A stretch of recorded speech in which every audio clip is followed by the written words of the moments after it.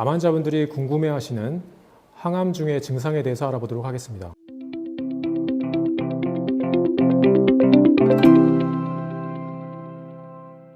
항암 치료 후 경험하는 부작용은 항암제에 따라 다르고 환자마다 정도의 차이가 있습니다. 항암제 부작용이 크지 않다고 효과가 적은 것은 아닙니다. 항암 치료가 횟수가 늘어날수록 부작용이 심해지기도 하기 때문에 항암 치료마다 관리에 신경을 써야 합니다. 약제에 따라 특정 부작용이 심할수록 항암의 효과가 더 좋게 나타나는 경우도 보고되어 있습니다. 하지만 소수의 약제에 해당하고 일반적이지는 않습니다.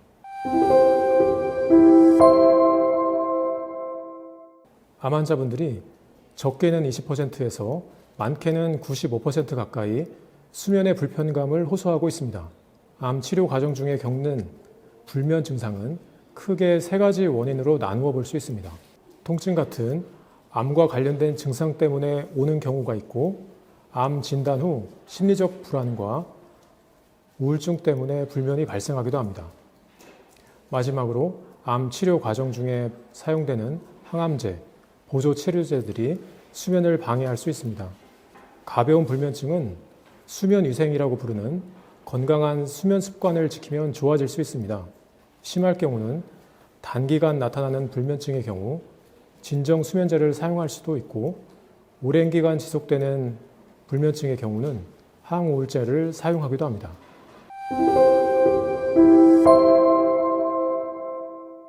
가능합니다.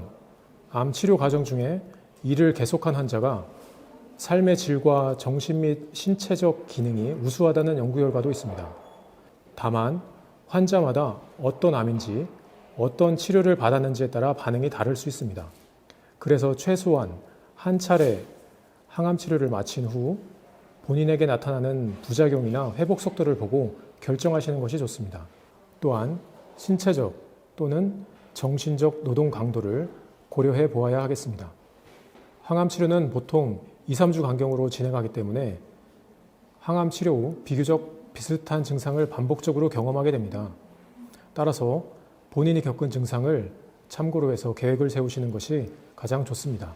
하지만 뜻하지 않은 몸의 반응이 나타날 수 있기 때문에 항상 무리하지 않는 범위 내에서 관리하시는 게 필요합니다.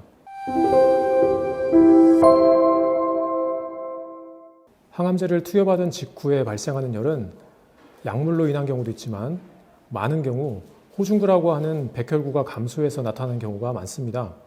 호중구는 혈액에 존재하는 백혈구의 40에서 70%를 차지합니다. 이 호중구는 감염을 일으키는 세균이나 바이러스를 없애는 데 아주 중요합니다. 그런데 호중구는 골수에서 만들어진 후 수명이 몇 시간에서 길어야 6일이 채 안 되기 때문에 항암제 투여 후 부작용으로 골수 억제가 심하면 갑자기 그 수가 뚝 떨어지게 됩니다. 이렇게 호중구 수가 갑자기 떨어지게 되면 우리 몸을 제대로 지킬 수가 없습니다. 이럴 때 세균이 우리 몸에 감염을 일으키면 폐혈증 같이 생명이 위험한 감염증을 유발할 수 있습니다. 그래서 예방적으로 치료가 필요할 수 있습니다.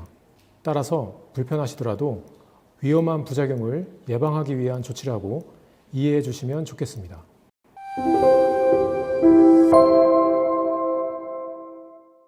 설사는 항암 치료를 받고 있는 환자분들이 흔히 경험하는 부작용 중에 하나입니다.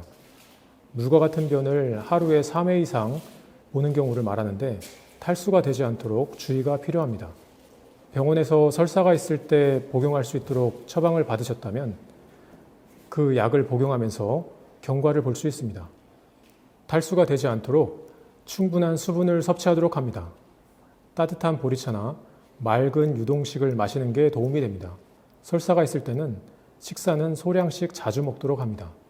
이때 생야채, 생과일, 탄산음료, 매운 양념이나 커피 같은 음식은 장을 자극하고 가스를 만들기 때문에 피하는 게 좋습니다.